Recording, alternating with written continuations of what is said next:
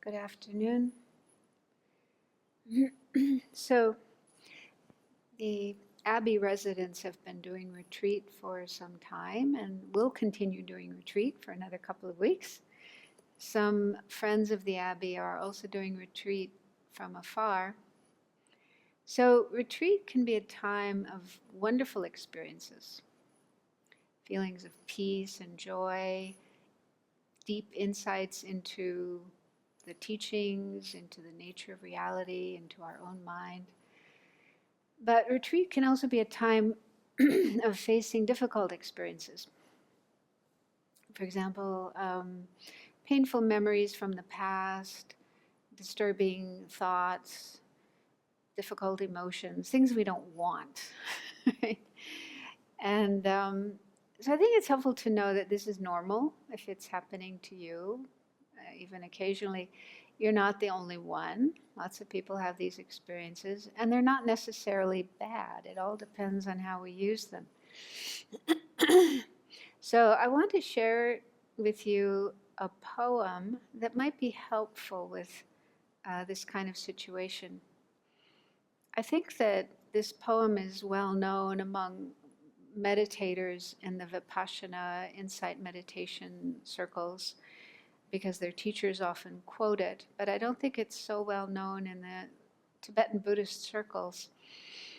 The name of the poem is The Guest House, and it's written by Rumi, who was a Sufi master in the 13th century, originally from Persia, but I think he traveled through the Middle East.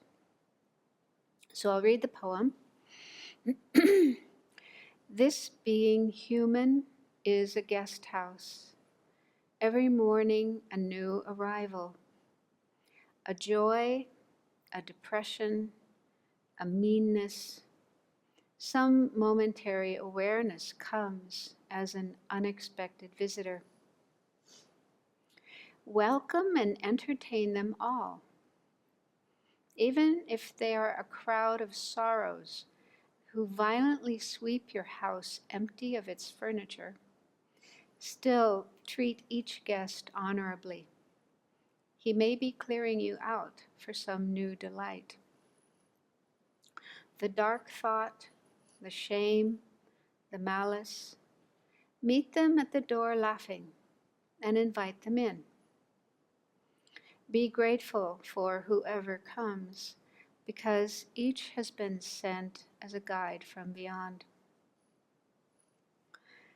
So I think this poem is expressing an attitude that's probably totally opposite to what we normally do. When we have these unwanted thoughts and feelings or problems in our practice or problems in our life, our usual reaction is probably, oh no, get lost, go away, I don't want this, this is bad, this is terrible. I know that's what I do. So it's probably other people as well. But does that kind of reaction work?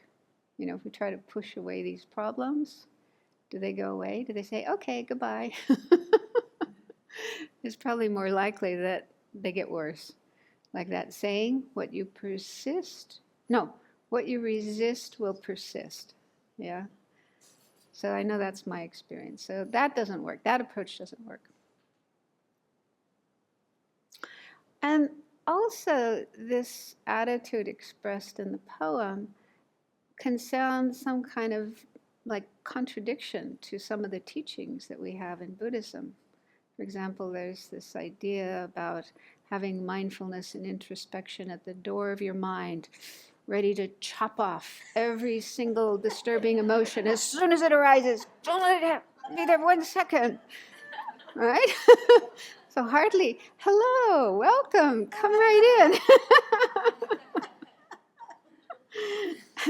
So when I first came across this poem, I was a little unsure, I don't know if this is right to do or not. On the other hand, we do have within Buddhism certain ideas and practices that are similar to this. For example, in the Lam Rim, the teachings on the 6 perfections, the perfection of patience, which Venerable calls fortitude, but I'm used to patience, so I keep using that one. So there are three types of patience. One of these is called the patience of voluntarily accepting suffering. And the usual examples of suffering are sickness and people treating you badly, things from the outside.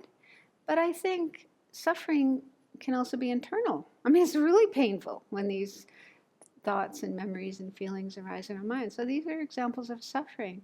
So it's a kind of patience to accept these experiences and try to make the best of them. This is part of the Bodhisattva's practice. Helps us get closer to enlightenment. It's a way to create virtue. So it's a good thing to do.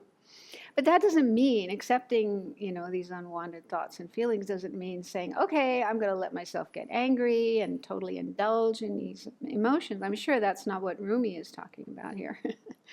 Instead, working with them, dealing with them, trying to learn from them. And then we also have this other practice in the Lojong, thought transformation teachings of transforming problems into the path. So there we're not just accepting problems, but we're making use of them. We're utilizing them in our practice to increase our wisdom, for example, using analysis. Where do these problems come from? What are they? Are they inherently existing? Are they permanent? So we can increase our wisdom by analyzing these kinds of problems. And also compassion. This is the one I like a lot. Just thinking that I'm not the only person in the world who has these kinds of thoughts and feelings. Lots of other people do. Billions of people have them. And a lot of people don't know what to do when these kind of problems arise. They don't have any methods. They might just go crazy, shoot themselves, drown their sorrows with drugs and alcohol. So we're so fortunate that we have methods, really useful practical methods for dealing with these problems and making use of them. And of course, renunciation, determination to be free, just realizing this is the nature of samsara. As long as we're in samsara, we're going to continue having these problems. So let's get ourselves out and let's get to Buddhahood so we can help everybody else get out as well. And of course, karma. These problems are happening because I created bad karma in the past. So I got to make sure I don't create that karma anymore. Instead, create good karma. So these are just some of the methods that you can use when problems happen to transform them into the path. And as Lama Zopa Rinpoche says in his book on this topic called Transforming Problems, I think, he says a bodhisattva likes problems in the same way we like ice cream, right? So Bodhisattvas delighted when there are problems happening because they know this is so useful, this is so helpful for your practice to get you further along the path and closer to enlightenment. So that's quite similar to what Rumi is saying in this poem, Welcome them, entertain them, be grateful for these experiences rather than, aversion, rejection. Get away, go away, I don't want you, I don't like you. And there's also this idea of problems being a teacher. So that's, I can't remember exactly where I've heard that, but when problems happen, we can see them as a teacher, even sent by our teacher, our spiritual teacher, which is what he says in the last verse of the poem. He says, be grateful for whoever comes, because each has been sent as a guide from beyond. So being a Sufi, he's probably talking here about God. That it's God who's, giving you this situation to help you to grow and transform yourself.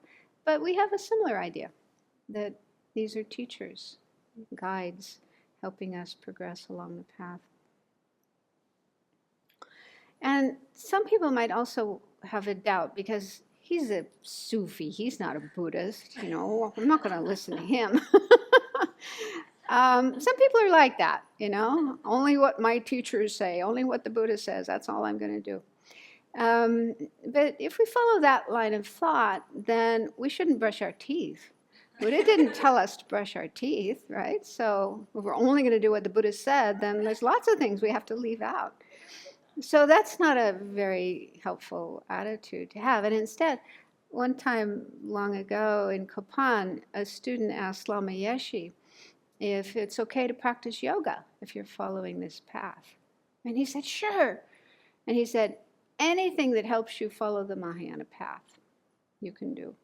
So I was really happy to hear that, because I like to include a lot of other things that aren't necessarily taught by the Buddha. So my take on that is, if our goal is enlightenment, we're working for enlightenment for the benefit of all beings, developing compassion, love, wisdom, and so on. If something helps us to do that, even if it's not necessarily Buddhist, I think that's fine. So you can decide for yourself how you want to practice, but there's that idea. So if and when you encounter any problem in your practice, in your life, in your mind, you might keep these ideas in mind and see how you could apply them. And like I said, it's so much better than this attitude of aversion and rejection. It's not easy. I'm still not at the point where I can feel delighted when problems come. But I've had enough experience to see that they are helpful. When you look back, on these problems, you might even feel, well, if that hadn't happened, I probably wouldn't be where I am today. So it turned out to be quite useful. So try to see problems as opportunities for spiritual growth rather than as hindrances and unwanted things. Okay, thank you.